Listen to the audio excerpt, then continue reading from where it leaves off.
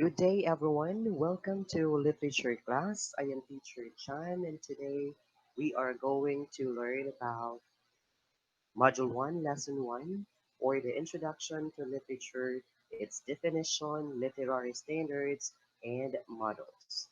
Our lesson objectives are the following. First, how to define literature. Second, explain the literary standards. Third, compare its literary model. And lastly, justify the importance of studying literature through an essay. Okay, what is literature? For you, what is literature? Literature comes from the Latin word litera, which literally means the contents with letters. It is a body of literary production, either oral, written, or visual, containing imaginative language that realistically portrays thoughts, emotions, and experiences of human condition. And literature is a product of particular culture that concretizes one's array of values, emotions, actions, and ideas. It is therefore a creation of human experience that tells about people in their world or people in their existence. Next, literature is an art that reflects the work of imagination, aesthetics, and creative writing, which are distinguished for the beauty of style or expression, as in fiction, poetry, essay, drama, in distinction from scientific writings, which contain positive knowledge. So, based on the three common definition of literature, we can say that literature is not just a mere subject. This is the study of how human society exists. So for me, I would rather call this one that literature is the creative study of life. Why is it so? Because everything is there in literature. We can tell how this particular culture exists, how this particular group of people would react, what are their values and actions. Studying literature, we are going to understand the people apart from our community. Okay, why is it that literature is different among the rest of the writings? As we mentioned there, it is very different from the scientific or the technical one. What are the things that makes literature to be different from the rest? Okay, I have here seven literary standards. First, we have universality. It means that literature appeals to everyone. It's for everyone, regardless of the culture, regardless of the race, gender, and time which are considered significant. As long as you know how to read, then you can read everything, a lot of pieces all over the world. And just like today, world literature, we will be studying the different masterpieces of the world. All right. Next to universality is we have artistry from the word art. Literature has an aesthetic appeal and thus possesses a sense of beauty. Why is it so? Literature uses a lot of creative language, or your term could be the flowery language. We can make someone beautiful, even more stunning. We can make someone who is ugly to be even more ugly or uglier. It depends on how you play with those creative traits. And it entails beauty, which is very different from the literal way of writing. Next is we have intellectual value. Literature stimulates critical thinking. It really squeezes our mind to think what is the meaning of this symbol? What is the meaning of this figurative language. The literature could enrich our mental processes of what is abstract reasoning, making us to realize the fundamental truth about life and its nature. This is because of their symbolism and this is because of the figurative language or the other term for that one, the metaphors that has its connotative or deeper meaning aside from surface meaning. That's it. Next we have suggestiveness, where it talks about our emotional aspects. Literature unravels and conjures man's emotional power. When you read a certain piece, you will cry, you will laugh, or you do whatever a human action because you are able to relate. Suggestiveness is because of the specific feature of literature, which is imagery. These are words that would somehow strike or spark our human emotion that we are able to relate the things. If you are fond of reading, more or less, you will cry when you read.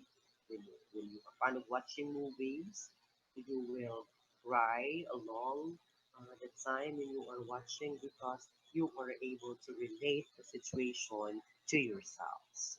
Next is we have spiritual value. Literature elevates the spirit and the soul. There are pieces that would somehow motivate us, that would somehow inspire us. So that's the beauty of literature. It can somehow lift up our soul and spirit to continue living. Next is permanence. Permanence means literature endures across time. In Filipino, permanence means hindi nalulungkot. It is appropriate in a certain period of time and it cannot be forgotten throughout time. Look at Lolimitang era, look at El Filibusterismo, even though that was a long time ago, but still we are reading it, we are studying it.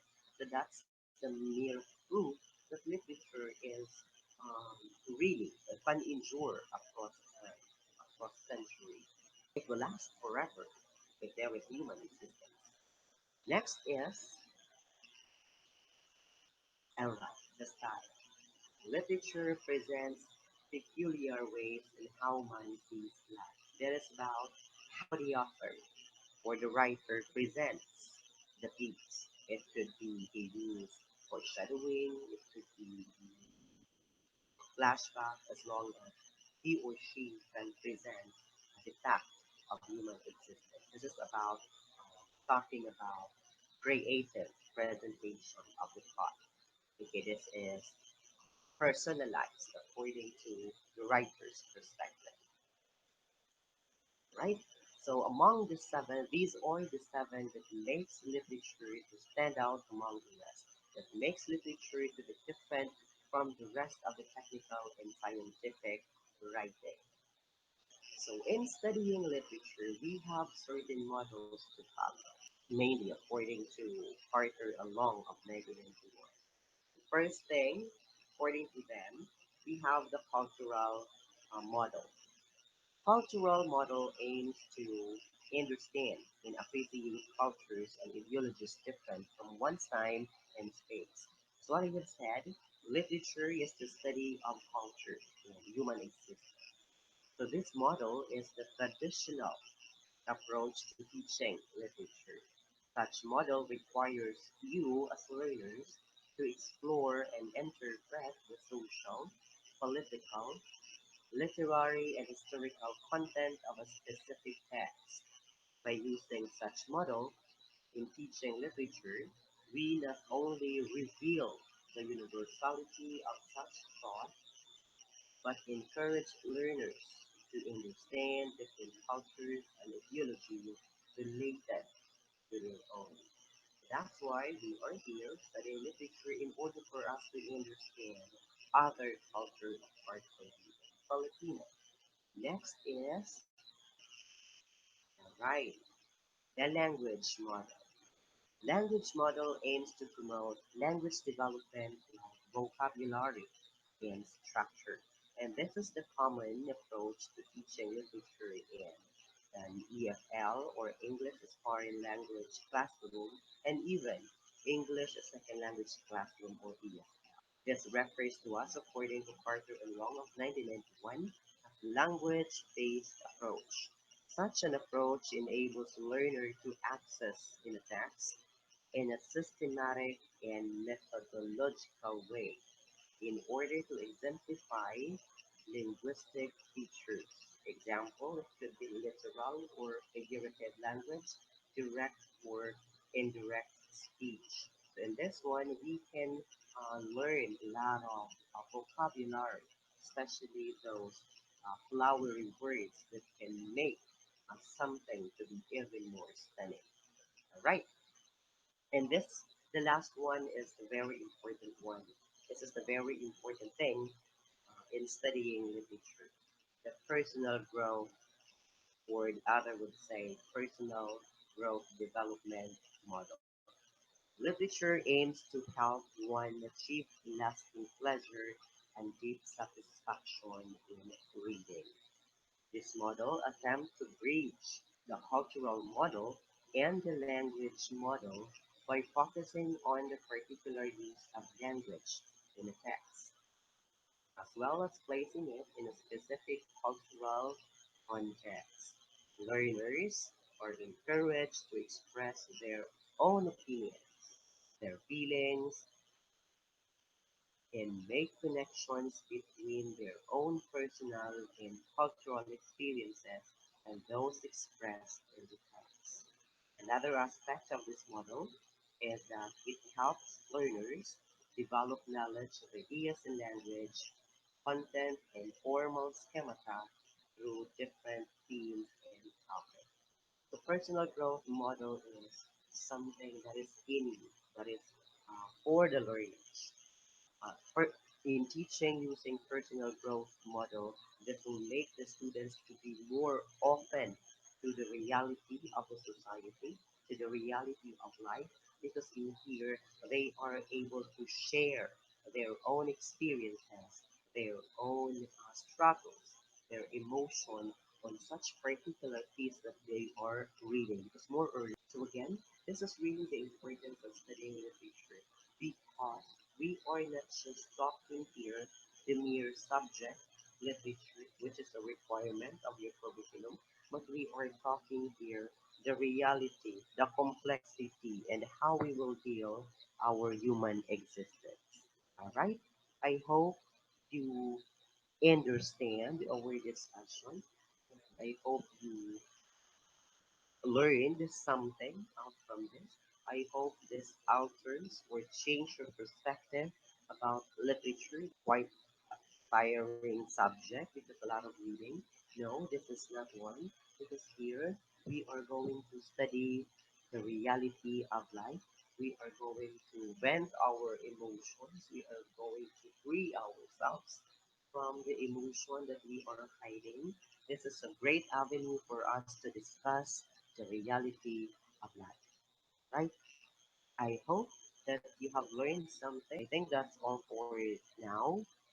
Thank you for paying attention with me, and let's enjoy learning.